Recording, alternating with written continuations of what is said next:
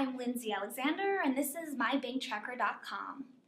Buying a home is such an important financial investment that will happen in your life. You want to make sure how the home will feel now, tomorrow, and even 10 years down the road. You'll be putting thousands of future dollars into mortgage payments, and you don't want to be in over your head when it comes to that point. Your future is important, and you should be wise as to going about making such a huge purchase. Now, there are mistakes that many people make when buying a home. I'm going to give you some advice and tell you what to do and how you can avoid them. Location will always be the most important factor to consider. The location of your home includes far more than the value of real estate. Now, you may be comfortable in your current state with the location of the home, but you have to factor in how your family can evolve. What school district does the home fall in? How far are the highways, and is there good public transportation? Try to find out everything that may be relevant to that location before buying your new home.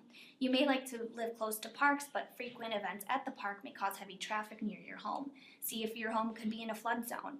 You have to consider these factors because you don't want to end up finding all this out later and you're stuck in an unhappy environment.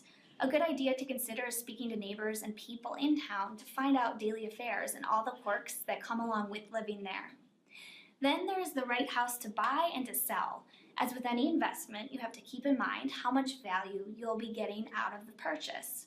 With a house, you have to keep in mind the future, like the resale value, especially if you don't plan on living there long term. Do your best to figure out the most realistic time frame of how long you plan on owning this home, because the shorter amount of time you stay in your home, the harder it will be to sell. The quicker you try to sell, the less equity you have built in your house, especially without a large down payment. Living in your home allows you to build more equity and lets the property increase in value. However, if you're buying an old house, you will need to do some remodeling. If you don't, the house will hardly fetch more than what you spent because the kitchens and bathrooms are now twice as old. Another important factor is making sure your finances are in order. Your credit score is just as important, if not more, than your actual budget because it will determine the rate you will pay on your mortgage. A better score could mean thousands of dollars less in payments over the life of your mortgage. As you may know, your credit score is super sensitive to credit card purchases, closing or opening credit cards and other loans. For that reason, do not buy anything on credit. Yes, that means with your credit card.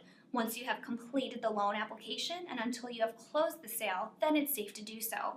But avoid all costs the purchase of any new automobiles, heavy appliances like washers, dryers, refrigerators, lawnmowers, and other outdoor equipment, even computers and big pieces of furniture.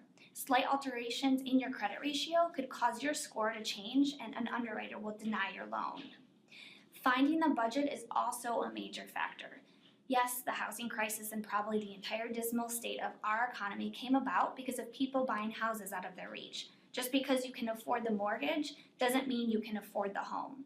Aside from energy, water, heat, and other periodic maintenance fees on the home, you also have to factor expenses like private mortgage insurance, annual property taxes, homeowners insurance, and repairs and upkeep. Consider finding a home that you can afford and pay it down in 15 or 20 years. This will put you in a much better position in buying and in building equity on the home in case you want to sell it in the future. If you can, don't lock yourself into owning just half the home in 15 years when you could have otherwise owned a different one in full. I'm Lindsay Alexander with mybanktracker.com, and together we're going to build your finances and rebuild the world.